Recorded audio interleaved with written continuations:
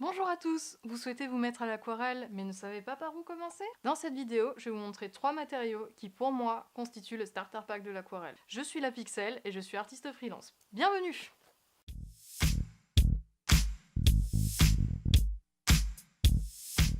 Je souhaite faire une précision importante. Cette vidéo s'adresse avant tout aux grands débutants. Elle n'a aucune prétention de dicter ce qui est bon ou pas dans l'absolu, mais de vous proposer des pistes pour commencer votre pratique.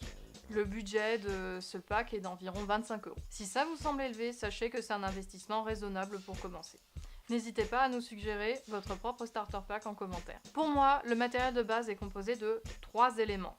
La boîte d'aquarelle, le pinceau et le papier. Je vais détailler chacun d'entre eux dans leur partie dédiée de la vidéo.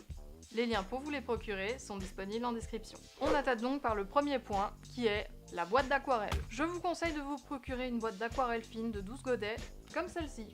Celle que je vous montre est de la marque Daler-Rowney, mais beaucoup de marques de Beaux-Arts en font. Par exemple, Winsor & Newton, PBO, Van Gogh et même Sennelier. Ces aquarelles sont dites de qualité fine. Leur pigmentation est plus importante que les aquarelles de supermarché, mais moins que celle des aquarelles de qualité extra fine. Je ferai une vidéo ultérieure pour comparer tout ça. Dans tous les cas, le rapport qualité-prix est excellent pour commencer. Vous allez faire vos premiers tests, vous familiariser avec les mélanges, vous verrez quel type de couleur vous préférez et achèterez vos godets au compte-gouttes en fonction de vous. Dans tous les cas, n'achetez pas de peinture de supermarché, vous allez perdre du temps avec du matériel de mauvaise qualité. Maintenant que nous avons vu le médium, attaquons-nous à l'outil. Le pinceau. Contrairement à une croyance répandue, je vous conseille un pinceau à réservoir d'eau comme celui-ci. Autant pour l'aquarelle, n'importe quelle marque d'aquarelle fine fait l'affaire, autant pour le pinceau, c'est une autre histoire.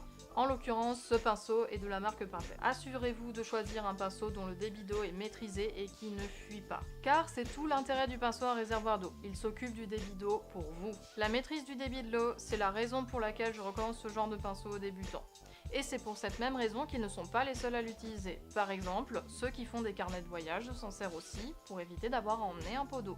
En n'ayant pas à vous soucier de ça, vous allez vous concentrer sur la texture de l'aquarelle ainsi que les mélanges colorés. Si vous souhaitez avoir davantage d'eau, vous appuyez sur la réserve. Si vous voulez un travail plus sec, vous travaillez sans laisser le temps à la brosse de s'imprégner de l'eau. Il sera plus tard temps de choisir quels seront les pinceaux qui composeront votre boîte à outils. D'ailleurs, le moment venu, j'aurai aussi des conseils pour ça. Bon, on a l'aquarelle, on a le pinceau, manque le papier. S'il vous plaît, je vous en prie, prenez du papier aquarelle. N'importe lequel. Là, je vais vous en conseiller un, mais vous pouvez prendre à peu près n'importe quelle marque. En tout cas, il faut que ça commence à environ 250 grammes. Si vous n'utilisez pas un papier adapté, le résultat sera horrible. Les couleurs seront ternes, le papier va gondoler, et vous allez vous priver de la majorité des effets que l'aquarelle peut vous offrir. Bon, ok, très bien.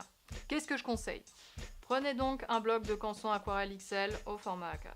C'est un format qui peut vous impressionner, mais vous pouvez le couper en deux, et en plus ça vous fera 2 fois plus de papier. Ce bloc de papier vaut une dizaine d'euros, mais par contre, vous en avez une trentaine. Et puis, combien de fois par mois vous peignez? Si vous descendez 30 feuilles de papier aquarelle en un mois, c'est que vous avez besoin d'investir dans un papier d'une qualité encore meilleure. Ne vous embêtez pas à choisir entre la cellulose et le coton, c'est un choix qui viendra plus tard. De toute façon, la plupart du temps, la cellulose est plus abordable. En tout cas, ne faites pas l'impasse sur le papier et osez l'utiliser, il est là pour ça.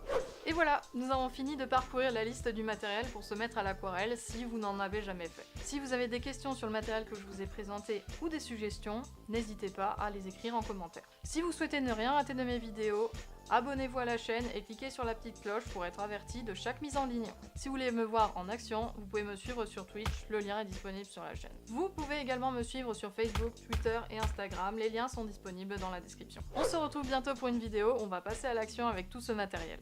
Merci d'avoir regardé cette vidéo et je vous dis à très bientôt!